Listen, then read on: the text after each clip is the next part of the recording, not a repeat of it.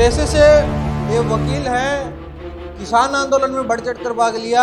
लगा कि किसानों की आवाज़ उठाने के लिए दो तरफा मजबूत हो चुके हैं, वकील भी हैं, किसान भी हैं और किसानों की आवाज़ भी उठा रहे हैं। लेकिन अभी हमें हाल है फिलहाल में ही कुछ दिन पहले हमें पता लगा कि ये चुनाव की भी तैयारी कर रहे हैं। तो किसान आंदोलन का सहारा लेके राजनीति में आ रहे हैं, क्यों आ रहे हैं, कैसे आ रहे हैं और क्या पहले से ही मंशा थी या किसान आंदोलन बीच में आ गया। एक बार मैंने सर्वे किया था जिसमें मैं सभी जो जिला परिषद मेंबर हैं उनकी लोगों से रिपोर्ट मांग रहा था कि भाई पढ़ने के बाद कितनी बार आपके बीच में आए हैं, कितनी बार नहीं आए हैं। तो बहुत ही नकारात्मक फीडबैक निकला था। तो ये देखने वाली बात होती है, चुनाव से पहले डोर टू डोर कैंपेनिंग भी होती है, गांव से गांव कनेक्ट भी किया जाता है, हर उस व्यक्ति से मिलते हैं जो वोटर होता है। और जैसे ही चुनाव खत्म हो जाते हैं, एक जीत जाता है, कुछ हार जाते हैं, फिर कहीं मिलते नहीं हैं। मिलने को भी काम भी होता है तो 70 जगह फ़ोन करवाते हैं, यार उससे टाइम दिलवा दे, यार उससे टाइम दिलवा दे, लेकिन टाइम ही नहीं मिलता। फ़ोन पे बात होती है तो ये बोलते हैं कि बाहर हूँ, ये पता नहीं लगा आज तक वो बाहर होते कहाँ हैं। तो आप तैयारी कर रहे हो, पीछे भी तैयारी कर रहे थे, कल को जनता आपको मौका दे देती है और फिर वही सब बाहर हूँ, क्या कहोगे?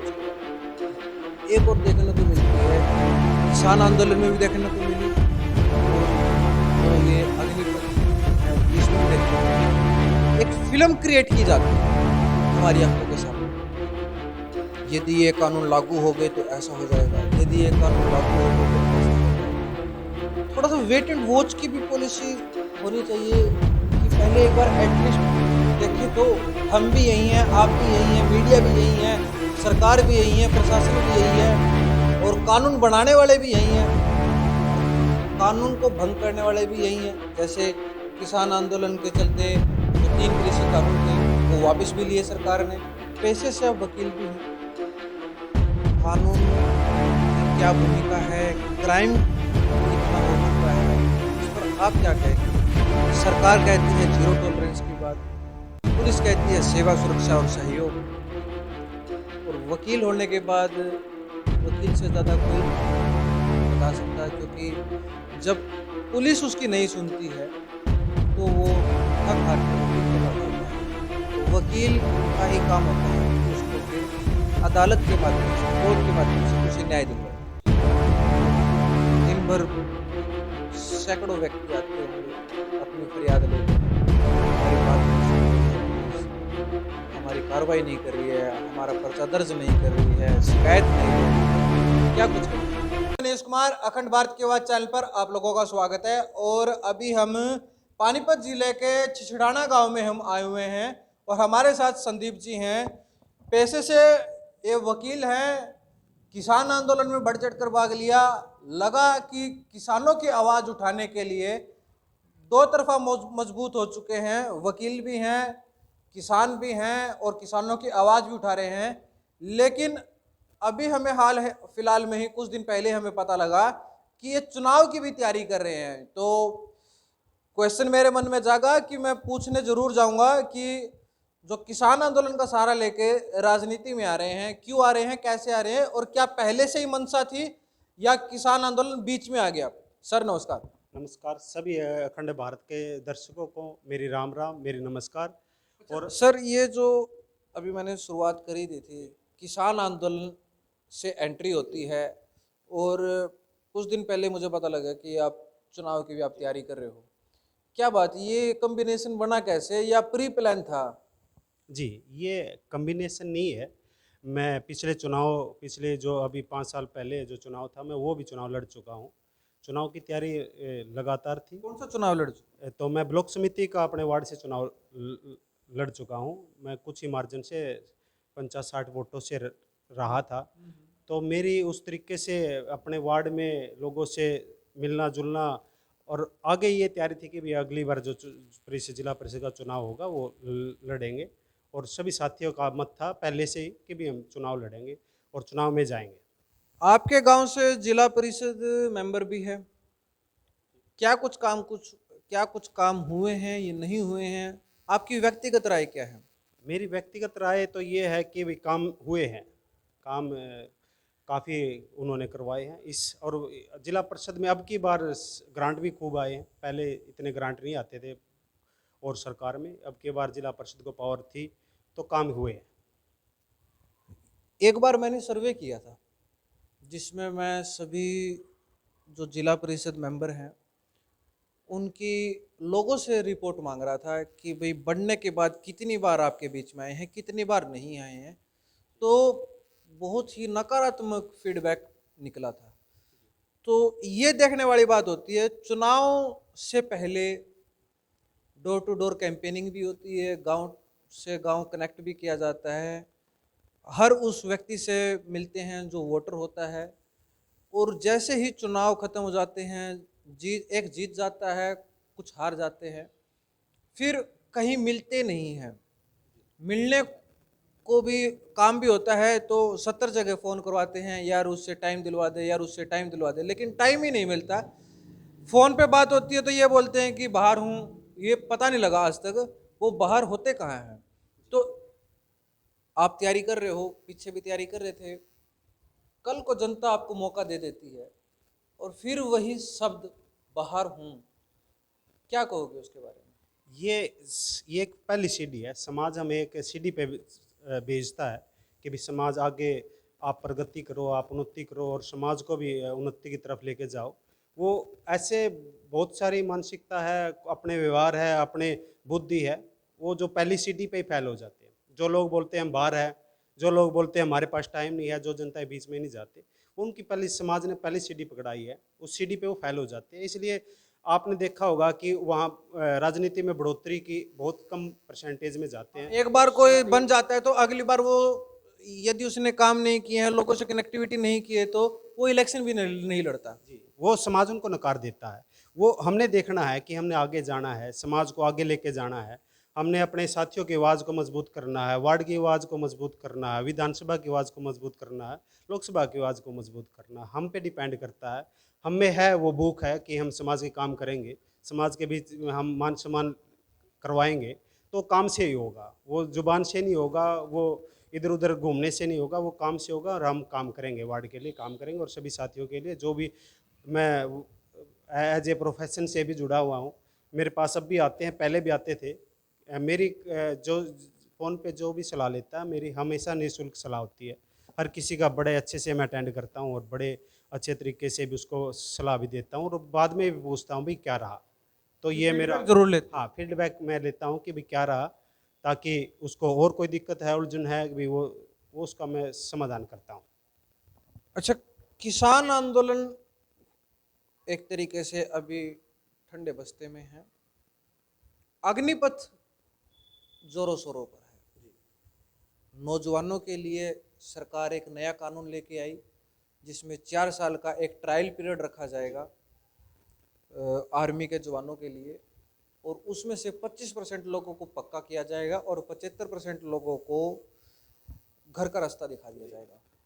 और उसके बाद हंगामा होता है, कई राज्यों में टूट फूट भी होती है, हिंसावादी भी हो जाता है, जो प्रदर्शन होता है। हरियाणा के जो मुख्यमंत्री हैं मनोहर लाल खट्टर, वो ये बोलते हैं कि हम जो 75% लोग जवान जो सेना की जो सेवा करेंगे, देश की सेवा करेंगे, हम उनको परमानेंट नौकरी देंगे अपनी सरकार में। तो इसको आप किस प्रकार से देखते हैं, और युवाओं का भविष्य जो 75% है उनका किस प्रकार से भविष्य देखते हैं? जी, हरियाणा प्रदेश पूरे भारत में सबसे बेरोजगार प्रदेश है, जहाँ बेरोजगार की दर सबसे ज़्यादा 34% है। वो लोग, वही मुख्यमंत्री, उस स्टेट का मुख्यमंत्री बोल रहा है कि मैं रोज़गार दूंगा, जिसका भविष्य पता नहीं है 2024 के बाद क्या रहेगा। ये झूठी, मतलब झूठे वादे हैं जो पूरे होने नहीं है। जो अभी जो सरकार ने, जनता ने उन्होंने बनाया है 5 साल के लिए, क्यों ना उनको रोज़गार दिया जा रहा है। सिर्फ आप एक प्रमोशन करने के लिए, एक सेल्समैन बनने के लिए आप बोल रहे हो, झूठी बात बोल रहे हो। अभी अभी दो ना। सबसे बेरोजगार हमारा प्रदेश है तो हरियाणा है। अब हमारे जिससे वोट ली है, आप उनको रोजगार क्यों नहीं दे पा रहे? ये फेल है, अभी रोजगार नहीं दे पा रहे और आगे भी नहीं है, और भविष्य उनका अंधकारमय है। जी। सबसे बड़ी बात एक और देखने को मिलती है, किसान आंदोलन में भी देखने को मिली और जो ये अग्निपथ है इसमें भी देखने को मिली। एक फिल्म क्रिएट की जाती है हमारी आंखों के सामने, यदि ये कानून लागू हो गए तो ऐसा हो जाएगा, यदि ये कानून लागू हो गए तो ऐसा हो जाएगा। थोड़ा सा वेट एंड वॉच की भी पॉलिसी होनी चाहिए कि पहले एक बार एटलीस्ट देखें तो हम भी यही हैं, आप भी यही हैं, मीडिया भी यही है, सरकार भी यही है, प्रशासन भी यही है और कानून बनाने वाले भी यही हैं और कानून को भंग करने वाले भी यही हैं। जैसे किसान आंदोलन के चलते जो 3 कृषि कानून थे वो वापस भी लिए सरकार ने, बड़ी बखूबी से किसान आंदोलन चला भी, किसान आंदोलन की कामयाबी भी हुई। तो लोगों का ये क्वेश्चन था कि कोई भी किसान आंदोलन से रिलेटेड कोई भी व्यक्ति आपको मिले तो आप ये ज़रूर पूछना कि एक फिल्म क्रिएट की जाती है, एक डरा दिया जाता है लोगों को, जिससे लोग डर कर प्रदर्शन की तरफ और भागने के लिए चले जाते हैं। इस पर आप क्या कहोगे? क्योंकि आप भारतीय किसान यूनियन जो राकेश टिकैत जी हैं, नरेश टिकैत जी हैं, बाबा महेंद्र टिकैत जी हैं, उनके जो यूनियन है उनसे आप संबंधित भी हो, तो और किसान आंदोलन में बड़ा बखूबी से इस यूनियन ने किसान आंदोलन लड़ा भी और जीता भी, क्या कहोगे? मेरा मानना और बोलना ये है कि जैसे आप ये लेके आए हैं 4 साल, जो नौकरी पहले परमानेंट होती थी, जो आप 20 साल 15 साल के बाद अपनी मर्जी से आ सकते थे, नहीं तो आप ज़्यादा कर सकते थे, वो आपको 4 साल की कर दी गई है, ये लॉस। दूसरा, आप उसको रिटायरमेंट के बाद पेंशन वगैरह, उनके स्वास्थ्य वगैरह कुछ नहीं उसका देख रेख कर रहे। और 4 साल में आप एक अयोग्य, जब जैसे हमारी ट्रेनिंग नहीं हो पाएगी प्रॉपर उनको पूरा भारत जैसे फौजी भ्रमण करते हैं, हर क्षेत्र में जाते हैं, उसकी परिस्थितियों को समझ। संदीप जी, मेरा वहीं पर क्वेश्चन दोबारा से फिर आ जाता है, आपने बात घुमा दी। क्वेश्चन मेरा वही है, एक फिल्म क्रिएट की जाती है, डराया जाता है एक भविष्य की बातों को लेकर जनता को, और जनता उससे डर जाती है और प्रदर्शन के लिए सड़कों पर आ जाती है। बल्कि हम घर में भी कुछ एक नया नियम लेके आते हैं तो हम उसका फ़ायदा क्या है, नुकसान क्या है, उसके लिए उसको करना पड़ता है, देखना पड़ता है। तो यही बात देश के ऊपर भी होती है। देश भी एक घर है, कोई नया नियम आएगा, कोई लागू होगा, उसके फ़ायदे नुकसान तो करने के बाद पता चलेंगे। यदि मैंने कोई गाड़ी ले ली है, कोई बाइक ले ली है, मुझे उसके फ़ायदे और नुकसान तो चलाने के बाद पता चलेंगे। पहले ही कैसे हम उसके फ़ायदे और नुकसान अपने आप डिसाइड कर देते हैं, और उस चीज़ का आप अग्निपथ में आप उदाहरण देख सकते हो कि हिंसावादी हो गया, ट्रेनें जलाई गई, बसें जलाई गई। इस चीज़ की जिम्मेदारी कौन लेगा फिर? क्योंकि पैसा तो हमारा एटलीस्ट जनता का ही है, बाहर से तो कोई पैसा नहीं आता, हमारा ही टैक्स का पैसा है। और जब इस तरीके से आगजनी होता है तो दर्द तो हर हिंदुस्तानी को होता है। दर्द हमें भी है, हमारी संपत्ति को ही फूका गया है। उन ऐसे युवाओं से मैं विनती भी करना चाहता हूँ, निवेदन भी करना चाहता हूँ, ऐसे प्रदर्शन नहीं होते। आप हमारे आंदोलन का एक सीख के तौर से ले सकते हो कि कैसे एक शांति प्रिय तरीके से हम उस आंदोलन को कामयाब कर पाए, चाहे हमारा टाइम लगाओ। कोई भी आंदोलन अहिंसा के रास्ते पे नहीं जाता और नहीं ले जा सकता। रिजल्ट चाहिए तो आपको शांति के तरीके से और धरना प्रदर्शन के तरीके से उसको मनवाया जाएगा। रही बात आपने बोला कि भाई उसको वेट एंड वॉच करना चाहिए, कोई भी योजना जब लेके आते हैं उसको तभी लागू कर दिया जाता है। अभी आपने प्रेस कॉन्फ्रेंस जर्नल उनकी आपने सुनी है, तो गुड़गांव में हाँ, उनका रजिस्ट्रेशन स्टार्ट हो गया। तो जो चीज़ें यदि हमें लग रहा है, समाज को लग रहा है और एक्स आर्मी मैन को लग रहा है कि भी ये नहीं ठीक है, ये हमारे बच्चे के भविष्य को बर्बाद कर देगी, जो हमें 4 साल के रिटायरमेंट लेके जो 20 साल का लगेगा तो 24 साल में आ जाएगा, 17 का लगेगा तो 20 साल में आ जाएगा। जिस उम्र में हमें पढ़ना चाहिए उस टाइम तो हमें रिटायरमेंट कर देंगे ये लोग, फिर हमसे क्या कराएंगे? चौकीदारी। आपके कैलाश विजयवर्गीय बोल भी चुके हैं कि हम अपने ऑफिस में चौकीदार लगाएंगे। क्या हमारे बच्चे, किसान के बच्चे चौकीदार लगेंगे? तो यही है, हमारा यही प्रश्न है और हमारा यही बोलना है कि ये अभी कोई ऐसी नहीं है कि हम इसको देखें कि भाई हमारे बच्चे आ रहे हैं। ये हम पढ़े लिखे हैं, और फौजी संगठन भी इस चीज़ का विरोध कर चुके हैं, सभी कर चुके हैं, तो जायज़ विरोध नहीं है। और हाँ, ये शांतिपूर्ण तरीके से होना चाहिए, बिल्कुल जायज़ है। पेशे से आप वकील भी हैं, कानून की क्या भूमिका है, क्राइम कितना हो चुका है, इस पर आप क्या कहेंगे? सरकार कहती है जीरो टॉलरेंस की बात, पुलिस कहती है सेवा सुरक्षा और सहयोग, और वकील होने के बाद वकील से ज़्यादा कोई नहीं बता सकता, क्योंकि जब पुलिस उसकी नहीं सुनती है तो वो थक हार के वकील के पास आता है, और वकील का ही काम होता है कि उसको फिर अदालत के माध्यम से, कोर्ट के माध्यम से उसे न्याय दिलवाए। तो दिन भर सैकड़ों व्यक्ति आते होंगे अपनी फरियाद लेके कि हमारी बात नहीं सुन रही है पुलिस, हमारी कार्रवाई नहीं कर रही है, हमारा पर्चा दर्ज नहीं कर रही है, शिकायत नहीं ले रही है, क्या कुछ कहेंगे? मैं यही बोलना चाहता हूँ, अभी 2014 के बाद जितनी भी संवैधानिक संस्थाएं थी, उनका मतलब विध्वंस करने का काम बीजेपी पार्टी कर रही है। तो ये हमारे जुडिशरी सिस्टम भी उससे बहुत प्रभावित है, हमें काफ़ी फैसलों में दिखता है भी है। तो और ये जो सरकार है, ये चेहरा देख के कार्रवाई कर रही है। काफ़ी देखे हमने कि भी एक मुसलमान लड़के ने हिंदू लड़की से शादी कर ली थी, वो दलित थी लड़की, उसका घर तोड़ दिया गया बिना कोई नोटिस के, बिना कोई अपराध के। तो ये हम देख ही रहे हैं कि भी एक तरफा अभी चला हुआ है, चेहरे देख के वो सरकार कार्रवाई कर रही है। तो हम अभी निष्पक्षता की तो बात कर नहीं सकते, हमारा नेशनल मीडिया है, हम उसका हाल देख ही रहे हैं कि भी कैसा इन्होंने कर दिया है। तो आप जैसे साथी हैं जो निष्पक्ष आवाज़ को उठा रहे हैं, आपका धन्यवाद, और आपके जैसे तमाम चैनलों का भी धन्यवाद। तो अभी हम न्याय की आस उस तरीके से नहीं कर सकते जिस तरीके से एक लोकतांत्रिक देश में होनी चाहिए। जी।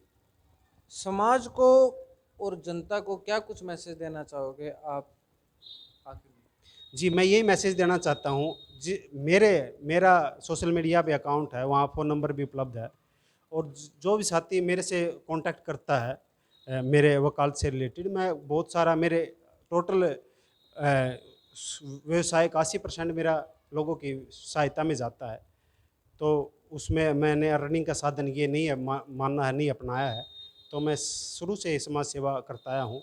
दूसरा, हम मेरा जो बैकग्राउंड है, मैं ग्रेजुएशन रहता, मैं छात्र नेता रहा हूँ, 3 साल मैं कॉलेज का प्रधान रहा। उसके बाद मैं यूथ कांग्रेस का हल्का उपाध्यक्ष रहा, और 2017 से भारतीय किसान यूनियन से जुड़ा।